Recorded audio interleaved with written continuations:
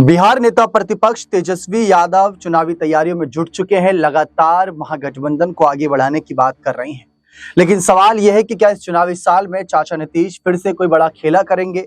लेकिन अब ये सवाल उठने से पहले तेजस्वी यादव ने एक बड़े मंच से सवाल उठा दिया कि क्या चाचा नीतीश इस हालत में है कि वो कोई बड़ा खेला कर सकें। हैरान करने वाली बात यह है कि तेजस्वी यादव जो कहीं ना कहीं अगर हम उनका इतिहास देखें तो 2 बार डिप्टी सीएम बने और दोनों बार नीतीश कुमार की मेहरबानी रही, या यूं कहें कि आरजेडी ने नीतीश पर मेहरबानी दिखाई, जिसकी वजह से उनके साथ गठबंधन किया तो नीतीश की कुर्सी भी बची रही। लेकिन फिलहाल अभी सवाल ये नहीं है कि कुर्सी बचेगी नहीं बचेगी, सवाल ये है कि नीतीश का अगला कदम क्या होगा। इस मामले पर एक बड़े मंच से तेजस्वी यादव से कई सारे सवाल पूछे गए, जहां सबसे पहले तो एक वो मुद्दा पूछा गया कि क्या तेजस्वी यादव से पूछा गया कि नीतीश कुमार स्वस्थ हैं। अगर स्वस्थ हैं तो वह अपनी बात क्यों नहीं रख पाते जब ये सवाल पूछे गए स्वास्थ्य पर। तो देखिए उनका क्या जवाब आता है। तेजस्वी जी, सुबह से जितने भी आ रहे हैं अपोजिशन के लीडर, बीजेपी हो या जेडीयू के हो, उनका कहना है कि आप उन पे एलिगेशन लगाते हैं नीतीश कुमार पे।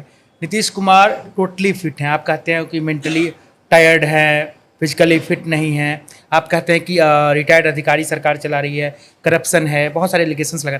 उन लोगों का कहना है कि भाई वो तो इतनी गर्मी में भी घूम रहे हैं, आज भी डबल ये उद्घाटन कर रहे हैं, धूप में जा रहे हैं, वो तो घर से निकल नहीं रहे हैं, कड़ाके की सर्दी में भी गए थे, वो कह रहे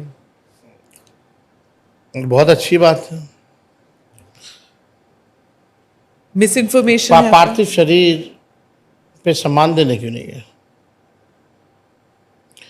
जाना चाहिए। एक बार भी मीडिया से इंटरेक्शन करना क्यों बंद कर दिया? आप लोगों ने कभी ये देखा कि नीतीश जी मीडिया के सामने कोई कुछ नहीं बोलते? और कई बार डिप्टी चीफ मिनिस्टर अगर मंच पे खड़े हो, अधिकारी अगर खड़े हो, तो उनका हाथ क्यों पकड़ते हैं? आपने वो वीडियो भी देखा होगा। हाँ। जब राष्ट्रगान चल रहा होता है तो अपने अधिकारियों से हाथ फैला फैला करके बातें करना, ये क्या दिखाता? जब बापू महात्मा गांधी जी के जब सम्मान की बात आई थी, सलामी चल रहा था, तो ताली मार रहे थे और सब लोग हाथ उनको बता रहा था नीचे करो नीचे करो। देखिए, एक उम्र का पड़ाव होता है और हमको ज़्यादा इस पे उनके बारे में इस पे टिप्पा टिप्पणी करना ठीक नहीं लगता। But he is tired. आप इस बात को समझिए। प्रधानमंत्री ये मुख्यमंत्री जी जब हम लोग बोलते हैं टायर्ड है, तो हफ्ता में 1-2 दिन एक रोड प्रोजेक्ट घुमवा देगा, फोटो खिंचवा लेगा, IPRD वाला से डलवा देगा, फिर दूसरा दिन डबल डेकर अगले हफ्ते लेके चला जाएगा। बस पटना के मुख्यमंत्री आवास से 2-3 किलोमीटर दूरी बस। रेप पीड़िता के घर क्यों नहीं जाते मुख्यमंत्री? हम ये जानना चाहते हैं। कहीं घटना होती है वहां क्यों नहीं जाते हैं मुख्यमंत्री? प्रेस कॉन्फ्रेंस क्यों नहीं करते हैं मुख्यमंत्री? जब पाकिस्तान से युद्ध चल रहा था तब एक बार भी शब्द अगर मुख्यमंत्री जी ने अपने जुबान से बोला तो हमको बता दो। तो आप कहते हैं टायर्ड है, तो फिर सरकार। देखा आप सभी ने किस तरीके से चाचा नीतीश के स्वास्थ्य पर तेजस्वी यादव ने बहुत ही शानदार तरीके से अपनी बात स्पष्ट कर दी, और मतलब उनकी बातों में एक दम भी नजर आया अगर हम उस पूरे बातों को दोबारा सुने। लेकिन इस बीच अब यह सवाल उठता है कि अगर नीतीश कुमार अस्वस्थ हैं तो सरकार चला कौन रहा है। अब देखिए, जब सरकार चलाने वाले मामले पर उनसे सवाल पूछा गया तो उनका क्या जवाब आता है। सरकार कौन चला रहा है? रिटायर्ड करप्ट ऑफिसर्स, जो भ्रष्ट अधिकारी है। ये PMCH के जो थे सुपरिटेंडेंट, वो भी रिटायर्ड ही थे ना। मेरे सरकार गिरने के 2 दिन बाद उनको एक्सटेंशन दे दिया गया। जो चीफ इंजीनियर जो पकड़ा गया था उसके घर करोड़ों रुपए रेड में, वो रिटायर्ड ही था ना। मतलब ये रिटायर्ड लोग में ऐसी क्या खूबी है जो अभी लोगों में नहीं है? तो स्वाभाविक तौर पर अगर आप देखें तो उत्तराधिकारी कौन होगा फिर जेडीयू में?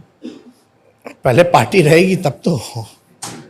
इस इलेक्शन के बाद पार्टी नहीं रहेगी। ये भी सवाल खड़ा होता है। अगर पार्टी बच गई उसके बाद हम लोग डिस्कस कर सकते हैं। पहला काम तो पार्टी पहले बच जाए उनकी, और यही पार्टी बचाने के लिए तो नीतीश जी हमारे साथ गठबंधन किया था, फिर हम लोगों ने इंडिया अलायंस बनाया था। आप वो स्टेटमेंट देखी होंगी जब इस्तीफा देकर के आए थे, तो नीतीश जी ने साफ कहा था कि जैसे शिवसेना को वहाँ तोड़ रहे थे, झारखंड में जेएमएम को तोड़ रहे थे, और यहाँ नीतीश जी की पार्टी को तोड़ रहे थे। उन्होंने खुद बोला कि हमारी पार्टी को तोड़ा जा रहा था, इसलिए हम लोग यहाँ आए। और फिर गए क्यों? अभी तक समझ नहीं आया हमें कि गए क्यों, आते क्यों है, जाते क्यों है, ये भी नहीं समझ आता। ये बताओ, आप समझ नहीं पा रही हैं तो उस व्यक्ति को बिहार का गद्दी पे बैठना चाहिए। अब क्या बोलते हैं नीतीश जी, इधर जाते हैं तो अरे वो लेके चला गया था, इधर आते तो बोलते वो लेके चला गया था, फिर बोलते आप गलती नहीं करेंगे, अरे फिर वो लेके चला गया था, हम थोड़ी जा रहे थे, फिर बोलेंगे वो लेके चला गया था। जो व्यक्ति अपना निर्णय ना ले पाए वो बिहार का 14 करोड़ लोगों का निर्णय कैसे ले सकता है? पर अगर आज भी अगर वो कहते हैं कि आपके पास आएंगे तो आपके पिताजी उन्हें जरूर वापस ले लेंगे, है कि नहीं? नहीं, नहीं, एकदम नहीं।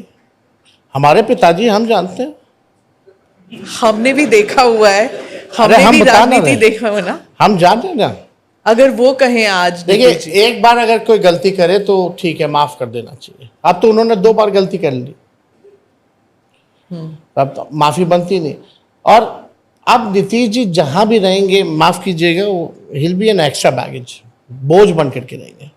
और उनकी पार्टी आप मतलब वही है ना, महाभारत में कृष्ण, चलिए मैं नहीं बोलती हूँ, नहीं तो फिर वही बात चलती है ना कि पांडव लेंगे कि सेना लेंगे कि उससे कृष्ण कोई को फर्क लेंगे? नहीं पड़ता। वो बहुत सारे उदाहरण हैं। आप महाभारत का नहीं देखे, ग्लाइडेटर्स का भी दे सकते, इसका भी दे सकते, ग्लाइडेटर्स का भी दे सकते, हाँ। 300 मेंस का भी दे सकते। हाँ, तो फिर आप जेडीयू को तोड़ के आप अपने पार्टी में लेंगे, क्या करेंगे? उनके पार्टी के लोग निर्णय लेंगे। कोशिश जो देखो, अभी जेडीयू को कौन चला रहा है? बताइए। 2-4 लोग हैं जो भाजपा से ही आए थे। वही संजय झा जी अरुण जेटली जी के खास थे, ठीक है, राजनीति से कोई मतलब नहीं था। यहाँ आके ऐसे एमएलसी बना दिया गया, मंत्री बना दिया गया, उनको अब राष्ट्र अध्यक्ष बना दिया गया, वर्किंग प्रेसिडेंट। नेशनल मिशन पे गए थे वो तो पूरा नीतीश जी छोड़िए, वो तो नीतीश जी जो बोलेंगे, मोदी जी या अमित शाह अगर कह दें तो संजय झा अमित शाह जी की बात मानेगा, संजय झा नीतीश जी की बात नहीं मानेगा। ये बात सच है। और आप फील भी कीजिए, करिएगा थोड़े आने वाले समय में, और आप लिख लीजिए। तो एक तो आप संजय झा का नाम बताए, और और भी लोग हैं, कौन कौन लोग हैं जो आप जिनके बारे में कहते हैं वो हाईजैक कर लिया गया पूरी सरकार? और सब जो पार्टी बदलता रहता है सब।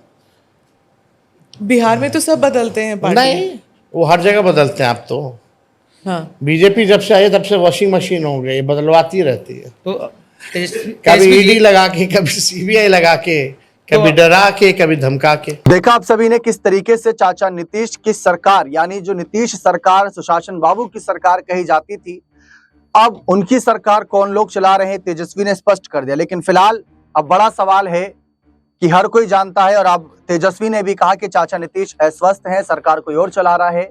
सवाल यह आता है कि क्या 25 से 30 फिर से नीतीश, क्योंकि निशांत कुमार जो है और ललन सिंह, संजय झा से तमाम बड़े नेता हैं जो नीतीश के करीब रहते हैं, उन्होंने साफ कहा 25 से 30 फिर से नीतीश। लेकिन इस पर तेजस्वी का क्या बयान आया, आप खुद सुन लीजिए। तो अभी जो चुनाव होने वाले हैं, तो क्या आपको लग रहा है अगर एनडीए सत्ता में आती है या बहुमत हासिल करती है तो नीतीश कुमार जी मुख्यमंत्री बन पाएंगे? क्या लग रहा है आपको?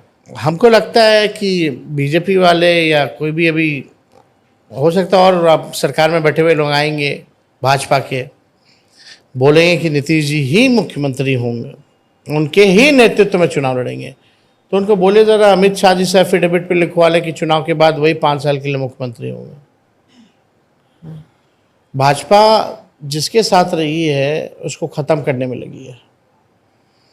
आप जितनी भी रीजनल पार्टी देख लें, नॉर्थ से साउथ, ईस्ट टू वेस्ट, जो भी भाजपा के साथ रहा है सबको तोड़ा।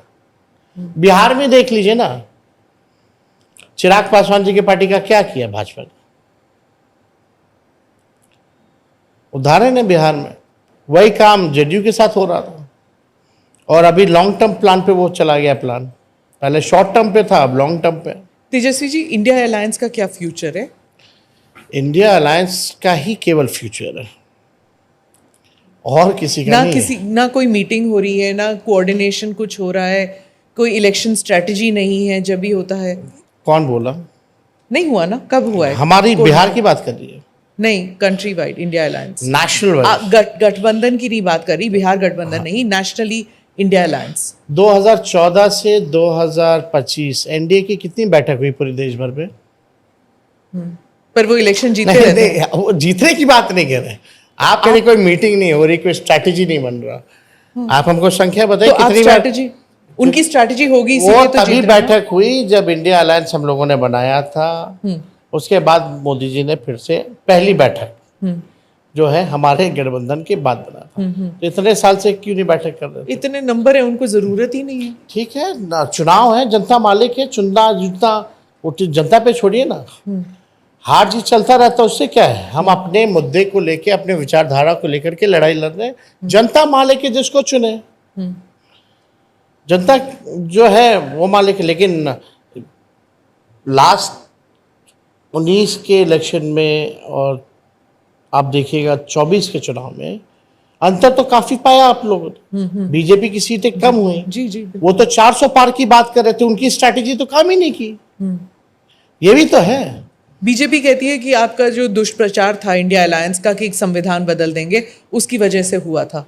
खैर, वो तो 2024 का इलेक्शन है। अब का जो बिहार, देखा आप सभी ने किस तरीके से तेजस्वी ने स्पष्ट रूप से साफ कह दिया कि तेजस्वी ने साफ कहा कि मुख्यमंत्री बन पाएंगे या नहीं। लेकिन अब जैसे कि यहाँ पर पहला हमारा सवाल था कि क्या तेजस्वी महागठबंधन में चाचा नीतीश को देखना चाहते हैं, तो वो बात क्लियर हो चुकी है कि नीतीश कुमार थक चुके हैं, अस्वस्थ हैं। शायद ये सही एक पड़ाव, एक सही कहीं ना कहीं समय है कि उनको अपने कदम पीछे करने चाहिए। तेजस्वी से हाल ही में ये भी पूछा गया था कि क्या निशांत पार्टी के अध्यक्ष बनेंगे, कौन बनेगा नीतीश का उत्तराधिकारी। तो तेजस्वी ने कहा कि जब पार्टी बचेगी तभी तो उत्तराधिकारी बन पाएंगे। जेडीयू खतरे में दिख रही है, अमित शाह जी टिकट बांटेंगे, ऐसे तमाम बयानात वो दे गए। फिलहाल अब देखना दिलचस्प रहेगा कि क्या सचमुच जो तेजस्वी यादव इतनी बड़ी बड़ी बातें कर रहे हैं नीतीश के प्रति, नीतीश के खिलाफ में खेलें, नेता प्रतिपक्ष होने के नाते मुख्यमंत्री के खिलाफ बात रख रहे हैं। तो ऐसे सिचुएशन में अगर कल को नीतीश कुमार को सचमुच खतरा दिखा बीजेपी से और चुनाव से पहले वो पाला बदलने की सोचे, तो क्या तेजस्वी स्वीकार करेंगे या नहीं? क्योंकि कहा जा रहा है कि एनडीए 2010 वाले रिजल्ट दोहराएगी। अगर ऐसा होता है तो आरजेडी की हालत खस्ता हो सकती है। लेकिन हाल फिलहाल के सर्वे में तेजस्वी को सीधे तौर पर प्रचंड जीत दिखाई जा रही है और यह भी दिखाया जा रहा है कि तेजस्वी सीएम बन सकते हैं। अब आप बताइए कि क्या नीतीश को ऐसी सिचुएशन में अपने बेटे निशांत को आगे करना चाहिए या नहीं? अपने कमेंट सेक्शन में अवश्य रखिएगा। बने रहे चैनल के साथ। बहुत बहुत शुक्रिया।